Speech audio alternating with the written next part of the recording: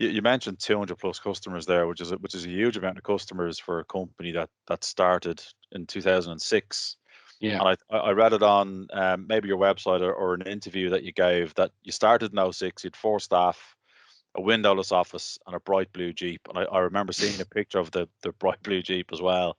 And in 2020, you breached that 10 million revenue per annum ceiling, 130 Yeah. staff. So it must have been quite the journey to get there, going through the recession and obviously the pandemic last year. But tell us a little bit about that, Kevin. How did you make that journey? How did you get to where you are now? Very painfully is probably the simplest way to do it. So look, we started the business as one thing, and the business was initially, I mean, if you look at it, it was private cloud. We were building servers, putting them in a data center, and renting space to our customers. So private cloud, and our business did really well in 2007. I mean, the Celtic Tiger was roaring. We just had to pick up the phone and we'd win a new customer, and it really was phenomenal, right? And what happened was, I'm going to say March of 2008, we got a letter from Bank of Ireland telling us that they were no longer supplying the technology leasing product to the Irish market. Okay. And we got a similar letter from Bank of Scotland a few days later. And they were the two main players. So we were going out to companies, they were financing solutions, and we were putting them in. And so the finance option was now gone from the marketplace. And we went from turning 300,000 a month to 30,000 a month overnight.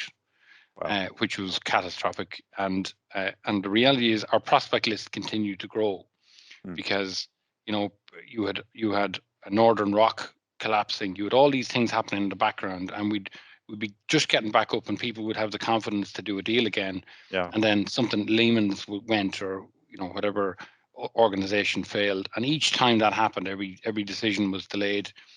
So we took 9 months to take all the decisions we should have taken in March or April of that year, and we just went through the year with confidence. It'll be fine. It'll all be fine. 3 months, 4 months, 5 months, and our customers weren't saying we're not buying, and they weren't going anywhere else. They were saying, let's wait. So in December we had lost 300,000 or 400,000 euro that year that we didn't have, and we cut staff, cut salaries by 20%, and we really fought hard for probably 3 years just to survive. Every month was a payroll crisis, and my view is we had divine help from somewhere, because every month it just seemed to happen. But 3 days before month end, it was an unachievable feat. Yeah. And we had everything from, we had a customer who accidentally made a payment to our account the day of wages. Wow. And otherwise we wouldn't have been able to pay it. Incredible. So we got through, and look, ultimately, our model, we built a cloud solution, a pure cloud solution in 2008. A couple of people bought it, but people, we were going in saying, instead of spending 10 grand on a server, an email server, which is what they were costing back then for even small companies, it's a €10 a month or €12 a month to have it in the cloud. And some people were buying it, but really only small companies.